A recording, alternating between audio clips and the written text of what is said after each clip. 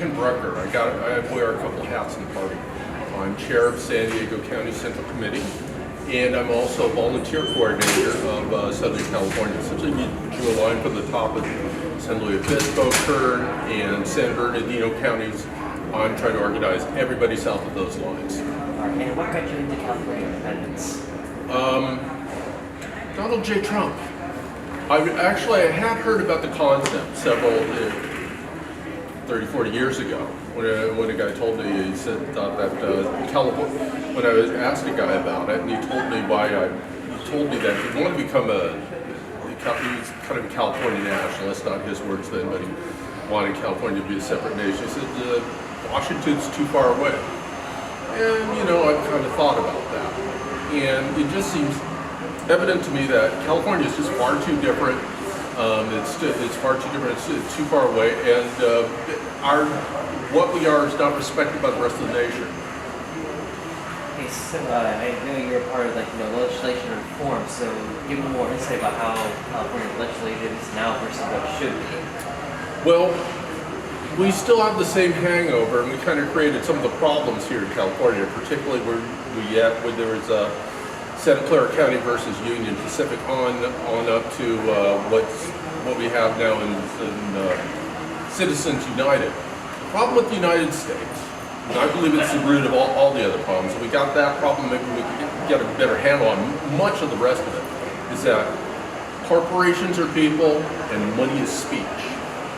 And each individual voter, each citizen in a nation, which has that influence, driving legislators, driving the politics, really just doesn't have a fair match to try and go and get things done for the people's benefit. Okay, so it's not a lot of people are happy with Sacramento because the leadership, and we have so much diverse beliefs. What do you think can improve? What do you think we can have people trust Sacramento? How can we get people to trust us?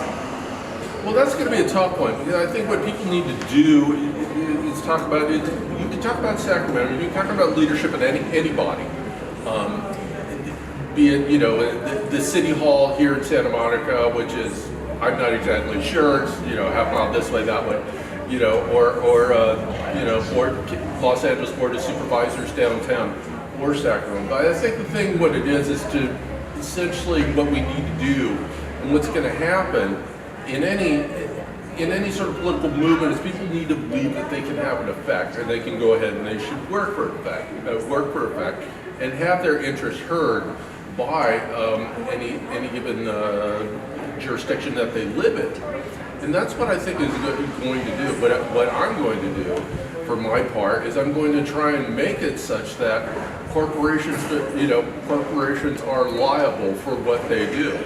Part of it, if I'm not mistaken, Securities and Exchange laws make heads of corporations in the United States that the thing they must do first above anything else is to turn a profit as fast as they can. It's the law. And so when it comes from even thinking long term for the corporate, and just never good how much it, never mind whether it's good or not for the society at large or the rest of the world, they can't do that. It can't be done. Those things are not the most important thing. So we need to put something into our government and our system where corporations are liable for much of what they do. When it comes to reform, would it make it easier for California just to function with multiple parties other than the two-party system or the one-party system we have now? I think the thing is you said, partisanship is not. I see partisanship as a means to an end. I was a Green up until I was a Democrat up until I was 18, and Michael Dukakis kind of turned me off from being a Democrat. I participated in the Green Party and never found that they were really interested in affirmatively and effectively engaging the electoral system. So I dropped out of that. So partisanship, being part of the CNV is kind of a means to an end. If it's driving the agenda that makes a more effective and representative government, a more responsive government, that's what I'm going to do here. That's what I'm going to participate in the CNV. We only have so many seats.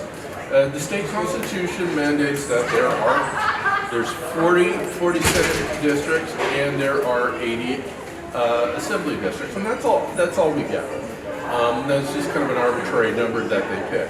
And I think what we need to do is to get more voices heard, is actually get more people. As a place grows, as a given city grows, they're going to get more representation. Probably will create more districting, actually expand districts and actually expand representation in California. That's probably going to put a big hurt on the east wing of the Capitol, but we'll cross that bridge when we get there. One more question. So if California doesn't say, do you think the American version of the Democratic Party in California would go extinct, or would it just like manifest into a different party? The Democratic Party is pretty much it's a parasitic organism on California. That's a tough thing to say, but I think it's very much part of that. I think a lot of things that California Democrats, they mean well, but I think one of the things that they're having a hard time to come around to seeing is that realizing is just that it's a mistake to see Democrats outside of California as themselves and as having them be similar.